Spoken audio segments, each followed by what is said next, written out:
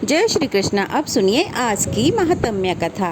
एक समय पार्वती जी ने भोलेनाथ से कहा, हे स्वामी, दैत्य लोग आपका प्रसाद पाते हैं और फिर उसे पाकर उत्पात मचाते हैं, यहाँ तक कि इंद्र आदि देवताओं का सिंहासन भी छीन लेते हैं। तो ऐसे दुष्ट आत्माओं को आप वरदान क्यों देते हैं और फिर भगवान विष्णु उन्हें क्यों मारते हैं? भगवान विष्णु द्वारा मारे जाने से उनकी फिर क्या गति होती है? कृपा कर इसका भी वर्णन कीजिए। तब भगवान शिव कहने लगे, हे देवी, सात्विक, राजस और तामस 3 प्रकार के प्राणी होते हैं। उनमें से ये दैत्य प्रायः तमोगुणी और दुर्धर्ष होते हैं। देवताओं के साथ यह सदा बैर भाव रखते हैं और संसार का संहार कर देने के लिए उद्यत होकर तामसिक तपस्याओं के द्वारा मोहवश मेरा भजन करते हैं। फिर मैं जो उन्हें वरदान देता हूँ उसमें केवल उनकी भक्ति ही इसका कारण होती है। मैं भक्ति के बस में हो जाने वाला हूँ। फिर तपस्या के द्वारा वे मनचाहा वरदान पाकर फिर वे विष्णु जी द्वारा मारे जाते हैं। उसका रहस्य भी अब तुम मुझसे सुनो। मैं और विष्णु जो भिन्न भिन्न प्रतीत होते हैं, इसमें गुण भाग मात्र कारण है। वास्तव में हम दोनों अभिन्न हैं। हमें आराध्य और आराधक का कारण भी समान है। हम उनके आराध्य हैं और वे हमारे हैं। श्री विष्णु जी के चरणों के अग्रभाग से निकली हुई गंगा जी को मैं अपने मस्तक पर धारण करता हूँ। तीनों लोकों की रक्षा करने के लिए उदित हुए भगवान विष्णु ने चिरकाल तक मेरी उपासना करके दुष्ट दैत्यों को नाश करने वाला सुदर्शन चक्र प्राप्त किया। त्रिभुवन की उत्पत्ति के कारणभूत श्री हरि की मैं भी उपासना करता हूँ। ठीक उसी प्रकार श्री हरि भी मेरी आज्ञा को शिरोधार्य करके अजन्मा होते हुए भी जन्म लेते हैं और संपूर्ण जगत की रक्षा करते हैं। हिरण्यकश्यपु की हत्या करने के लिए नरसिंह शरीर धारण करने वाले श्री हरि को मैंने ही शांत किया था। उसी प्रकार बाणासुर की रक्षा करने के लिए मुझ मनुष्य रूप में श्री हरि ने त्रिशूल उठाकर लीला पूर्वक स्तंभ कर दिया था। मेरी महिमा और प्रभाव को बढ़ाते हुए मेरे प्रभु श्री हरि नित्य मेरी सेवा करते हैं और मैं भी परमात्मा श्री हरि का समाधि में चिंतन करता हूँ। इस प्रकार मेरा और उनका भेद वास्तविक नहीं। मूर्ख मनुष्य ही हम दोनों में भेद और कम या अधिक का आरोप लगाते हैं। मैं ही विष्णु रूप धारण करके दुष्टों का संहार करता हूँ। वे दैत्य हम दोनों के प्रभाव से निष्पाप होकर मुक्ति पाने के लिए ब्रह्म ऋषियों के कुल में जन्म लेते हैं। ब्रह्मचर्य के पश्चात पाशुपति योग का आश्रय लेकर पूर्व जन्म के संस्कार से वे फिर मेरी उपासना करते हैं। मेरे लिंगों का पूजन करते हैं। सदा एकमात्र मुझ में ही अपना मन लगाए हुए हैं। मेरे ध्यान में दृढ़ता पूर्वक स्थिर रहते हैं। जो संपूर्ण जगत की अधीश्वरी तुम पार्वती की जो वंदना करते हैं, उन्हें देह त्याग कर देने के बाद मैं सारोग्य मुक्ति दे देता हूँ। धर्म शास्त्रों के अनुकूल आचरण करने से वे ऋषि मुनियों द्वारा निंदित भी नहीं होते। तीर्थ यात्रा के प्रसंग से जब वे ब्राह्मण यहाँ आते हैं तो मैं उन्हें अपने स्थान पर ले आता हूँ और तुम उन भोजनार्थ तपस्वियों को तरह तरह के उपहारों से उपलब्ध करती हो। फिर वे सभी धर्मों में तत्पर होकर सोमेश्वर देव की पूजा करते हैं और शरीर कांत होने पर परम दुर्लभ मोक्ष प्राप्त कर लेते हैं। ब्राह्मण कहते हैं कि हे देव, पार्वती जी के पूछने पर भगवान शिव ने यही कहा था। वहीं देवर्षि नारद ने उन सब का वह संवाद सुना और कथा गोष्ठी के हमारे पूछने पर हम सबको वह संवाद बता दिया। सोमदेव प्रसन्न होकर अपने लोक को चले गए और फिर वे ब्राह्मण सोमेश्वर की पूजा करते हैं। जिस ब्राह्मण ने सोमवार से लेकर 8 दिनों तक सोमेश्वर का विधि पूर्वक पूजन किया है, उसने सभी प्रकार के दान और संपूर्ण महायज्ञों का अनुष्ठान कर लिया है। महादेव जी कहते हैं, हे देवी पार्वती, कैलाश के उत्तर निषद पर्वत के शिखर पर स्वयं प्रभा नाम की एक महान पुरी है। उसमें धनवह नाम के एक गंधर्व राज रहते थे। उनकी पत्नी बड़ी मनोहर थी। उसके साथ रहकर वे वहाँ दिव्य भोगों का उपभोग करते थे। समय के साथ उनके 8 पुत्र उत्पन्न हुए। पुत्रों के बाद एक कन्या उत्पन्न हुई जिसका नाम गंधर्व सेना था। पिता की आज्ञा से वह कन्या अपनी सखियों के साथ सुंदर उद्यान में खेला करती थी। एक दिन अपनी कन्या को खेलते हुए देखा तो उनकी पत्नी ने अपने पति से कहा, स्वामी, बंधु बांधवों सहित आपका और मेरा जीवन व्यर्थ है, जिनके घर में इतनी बड़ी कन्या अविवाहित है। अपनी पत्नी से ऐसा सुनकर उन्होंने कहा, अच्छा, मैं अपनी पुत्री के लिए एक सुंदर वर की खोज करता हूँ। ऐसा कहकर धनवाहन ने अपनी पुत्री को पुकारा। माता पिता के बुलाने पर गंधर्व सेना तुरंत ही वहां आई और प्रणाम करके बोली, पिताजी, क्या आज्ञा है। पुत्री के ऐसा कहने पर गंधर्वराज ने कहा, पुत्री, यदि तुम्हें कोई वर पसंद हो तो बताओ, मैं उसी के साथ तुम्हारा विवाह करा दूंगा। पिता के ऐसा कहने पर वह कन्या कहने लगी, पिताजी, क्या तीनों लोकों में मेरे रूप के करोड़ में अंश के बराबर भी कोई है। उसकी ऐसी बात सुनकर माता पिता भौचक्के रह गए और आपस में सोचने लगे, हमारी पुत्री ने ये अच्छी बात तो नहीं कही। गंधर्व सेना उस विशाल उद्यान में पहले की तरह अपनी सखियों के साथ खेलने में मगन हो गई। बसंत का समय था, वह झूला झूल रही थी। उसी समय गण नामक शिखंडी विमान पर बैठा हुआ वहां आ निकला। उसने आकाश से ही उस कन्या को देखा। मध्याह्न का समय था। वह अपने विमान से उतरा और उसी उद्यान में बैठ गया।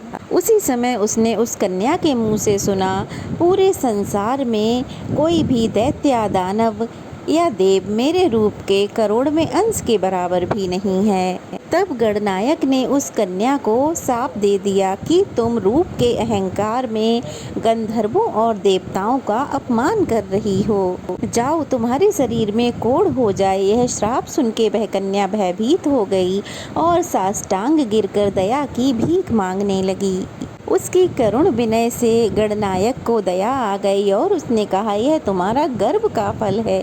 गर्व कभी नहीं करना चाहिए। हिमालय के वन में कोशरंग नाम के एक ऋषि रहते हैं। वे ही अब तुम्हारा उपकार करेंगे। ऐसा कहकर वह गणनायक वहां से चला गया। गंधर्व सेना वह उपवन छोड़कर अपने पिता के पास आई और अपने कुष्ठ रोग का सारा कारण कह सुनाया। सुनकर उसके माता पिता शोक से संतप्त हो उठे और अपनी पुत्री को साथ लेकर तुरंत ही हिमालय पर्वत पर आ गए।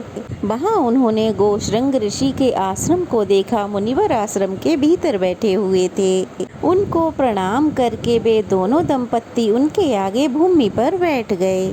मुनिवर के पूछने पर दोनों दंपत्ति ने कहा, हे मुनिवर, मेरे कन्या का शरीर कुष्ठ रोग से पीड़ित है। वह ठीक हो सके ऐसा कुछ उपाय कीजिए। गोश्रृंग मुनि कहने लगे, भारतवर्ष में समुद्र के किनारे सर्वदेव वंदित भगवान सोमनाथ विराजते हैं। वहां जाकर मनुष्य को एक समय भोजन करके सब रोगों के नाश के लिए सोमनाथ की पूजा करनी चाहिए। तुम सोमवार व्रत के द्वारा भगवान शंकर की आराधना करो। ऐसा करने से तुम्हारी पुत्री का रोग ठीक हो जाएगा। महर्षि का वचन सुनकर गंधर्वराज ने वहां जाने का विचार किया और गोश्रृंग ऋषि से पूछा, हे मुनिवर, सोमवार का व्रत कैसे करना चाहिए और किस समय उसका अनुष्ठान करना चाहिए, कृपया हमें बताइए। तब महर्षि ने कहा, हे महाभाग, पहले ब्रह्म बेला में उठकर शौच आदि से निवृत्त होकर दांत साफ करें, फिर स्नान करें और अपने धर्म के अनुसार कर्म करें। उसके बाद सुंदर समतल स्थान में सुंदर कलश की स्थापना करें जिसमें आम का पल्लव डाला गया हो और चंदन से तरह तरह के चित्र बनाए गए हों। कलश के ऊपर एक पात्र रखें और उस पात्र में जटा मुकुट मंडित भगवान शिव की एक प्रतिमा स्थापित करें। इसके बाद उमा सहित शिव जी की श्वेत वस्त्रों और तरह तरह के भोज्य पदार्थों से उनकी स्तुति करें। बेजौरा नींबू अर्पित करें, फिर मंत्र द्वारा उनकी पूजा करें। फिर इस प्रकार कहें, हे महादेव, आप श्वेत वृषभ पर आरूढ़, श्वेत आभूषणों से विभूषित तथा आधे शरीर में भगवती उमा से संयुक्त हैं। आपके 5 मुख, 10 भुजाएं और प्रत्येक मुख के साथ 3-3 नेत्र हैं। आप सर्व स्वरूप हैं, आपको नमस्कार है। इसी मंत्र से पूजन और स्तुति करके रात में भोजन करें। सोमनाथ महादेव जी का ध्यान करते हुए कुश की चटाई पर सोएं। ऐसा करने पर 18 प्रकार के कुष्ठ रोगों का नाश हो जाता है। दूसरे सोमवार को करंज से दांत साफ करें और ज्येष्ठा शक्ति से संयुक्त शिवजी का कमल के फूल से पूजन करके विधि पूर्वक मधुर भोजन करें। भगवान को नारंगी चढ़ाएं और शेष सारी पूजा पहले की तरह ही करें।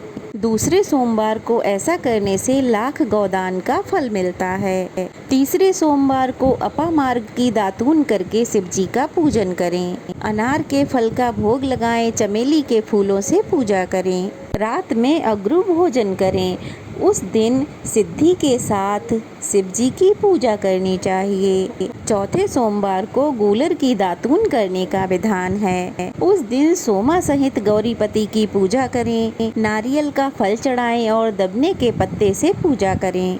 रात में चीनी खाएं और जागरण करें। पांचवें सोमवार को विभूति सहित गणेश्वर की कुंद के फूलों से पूजा करें। पीपल की दातून करें और मुनक्का के साथ अर्घ दें और रात को सफेद मक्का का भोजन करें। ऐसा करने से अश्वमेघ यज्ञ का फल मिलता है। छठे सोमवार को भद्रा सहित स्वरूप नामक शिवजी की पूजा करें। चमेली की दातून करें और धतूरे के फल से अर्घ दें। उस दिन बेला के फूलों से भक्ति पूर्वक पूजन करना चाहिए। रात में कपूर भोजन करें और सातवें सोमवार को बेला की दातून करें और दीप्ता शक्ति के साथ शिवजी का पूजन करें। नींबू का फल अर्पित करें और चमेली के फूलों से पूजा करें। रात को लौंग खाएं। ऐसा करने से अनंत फलों की प्राप्ति होती है। आठवें सोमवार को केले के फल और मरुआ के फूलों सहित अमोघा शक्ति के साथ जगदीश्वर शिव का पूजन करें।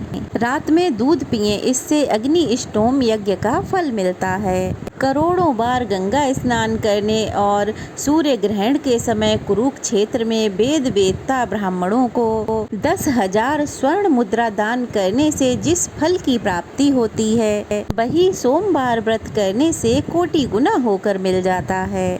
नवा सोमवार प्राप्त होने पर व्रत का उद्यापन करें। ध्वजा पताका से सुंदर मंडप बनाएं। 4 दरवाजे बनाकर मंडप के मध्य में चौकोर बेदी बनवाएं। उस पर मंडल बनाकर बीचों बीच कमल बनाएं। 8 दिशाओं में अलग अलग स्वर्ण सहित कलश स्थापित करें। पूर्व से लेकर वाम आदि शक्तियों तक की स्थापना करें। कर्णिका में परम प्रकाशमान श्री सोमनाथ जी को विराजमान करें। सोमनाथ जी की सोने की मूर्ति मनोमती नामक शक्ति के सहित स्वर्ण सैया पर विराजित करें। सोने अथवा रजत आदि के पात्रों को शहद से भरकर उसे स्वर्ण सैया पर ढक कर रख दें। उसी पर शिव का पूजन करें। फिर वस्त्र, आभूषण, तांबूल, छत्र, चवर, दर्पण, दीप, चंदोबा, घंटा, गद्दा आदि यह सब चीजें सोमनाथ जी की प्रीति से किसी विशेष आचार्य को दान में दे दें। वहीं होम कराएं। पूजन करके रात में वहीं जागरण करें। अपने हृदय में सोमनाथ जी का ध्यान करते हुए पंचगव्य पी कर रहें। प्रातः काल स्मरण करके विधि पूर्वक सोमनाथ जी का ध्यान करें। इसके बाद दूध और चीनी से बने हुए भक्ष्य पदार्थों द्वारा 9 ब्राह्मणों को विधि पूर्वक भोजन कराएं। 2 वस्त्र और 1 गोदान करके विसर्जन करें।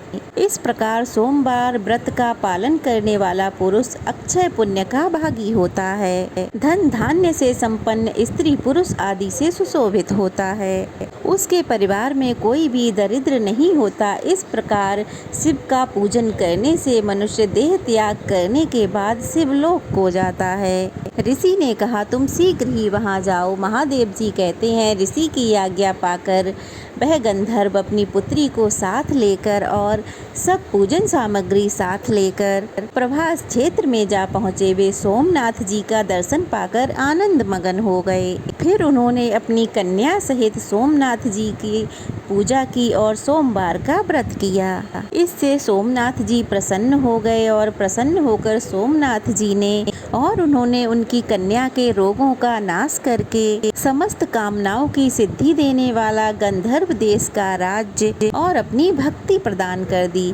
महादेव जी से ऐसा उपहार पाकर धनवाहन गंधर्व कृतार्थ हो गए। उन्होंने सोमनाथ जी के उत्तर भाग में दंडपाणी के समीप भक्ति पूर्वक गंधेश्वर शिव की स्थापना की। वे वर्धा से उत्तर 5 धनुष की दूरी पर स्थित हैं। पंचमी तिथि को उनकी पूजा करके मनुष्य कभी दुखी नहीं होता।